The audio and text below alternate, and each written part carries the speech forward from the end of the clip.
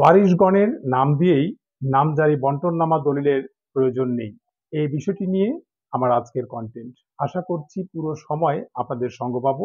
আজকের আলোচনায় আপনারা উত্তরাধিকার সূত্রে প্রাপ্ত জমি বা স্থাবর সম্পত্তি নামজারিকরণের বিষয়টি স্পষ্টীকরণ সংক্রান্ত পরিপত্র নিয়ে কিছু সুনির্দিষ্ট তথ্য জানতে পারবেন।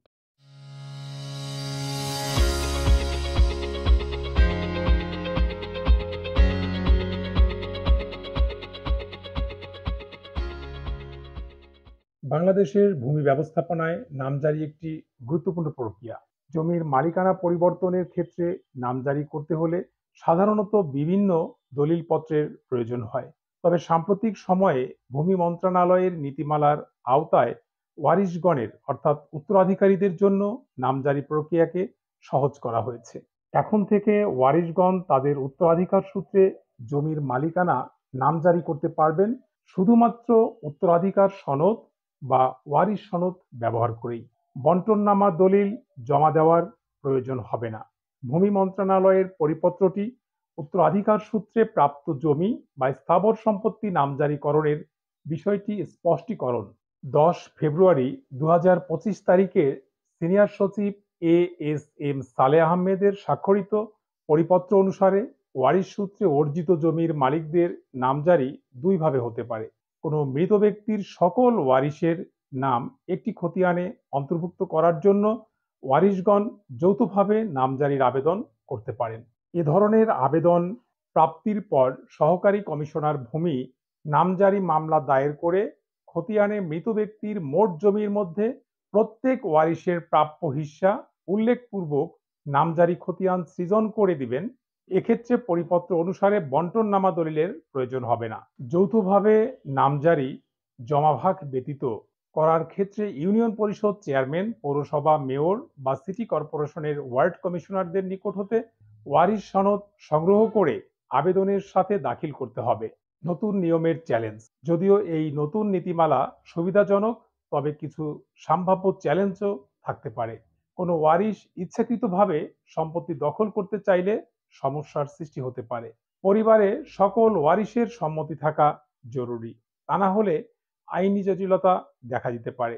বাস্তবায়ন প্রক্রিয়ায় স্বচ্ছতা নিশ্চিত করা জরুরি, যাতে কেউ নামজারির সুযোগ নিয়ে প্রতারণা করতে না পারে। নতুন পরিপত্র অনুসারে ওয়ারিশগণের নাম দিয়েই নামজারি করার সুযোগ বাস্তবিক অর্থে ভূমি ব্যবস্থাপনার ক্ষেত্রে একটি ইতিবাচক পরিবর্তন। এটি সাধারণ মানুষের জন্য সহজ এবং সুবিধাজনক, তবে সঠিকভাবে বাস্তবায়ন করতে হবে যাতে কেউ প্রতারিত না হয়। এই প্রক্রিয়ায় সফল বাস্তবায়ন ভূমি সংক্রান্ত জটিলতা কমাতে এবং জনগণের সেবা প্রাপ্তি সহজ করতে গুরুত্বপূর্ণ ভূমিকা রাখবে। নামজারি কি এবং কেন এটি গুরুত্বপূর্ণ? নামজারি হলো সরকারি রেকর্ডে জমির মালিকানার হস্তান্তর বা নিবন্ধন প্রক্রিয়া। এটি করা না হলে জমির প্রকৃত মালিকানা নিশ্চিত করা কঠিন হয়ে পড়ে এবং ভবিষ্যতে একটি বিশাল আইনগত জটিলতা সৃষ্টি হতে পারে।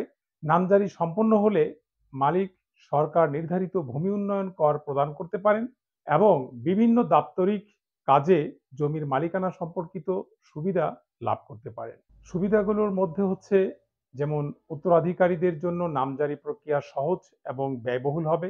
জমির মালিকানা প্রমাণ করতে আর্থিক ও সময়ের অপচয় হ্রাস হবে। পারিবারিক বিরোধ বা আইনি জটিলতা কমে আসবে, কারণ বন্টননামা তৈরি করতে অনেক ক্ষেত্রে বিরোধ সৃষ্টি হয়।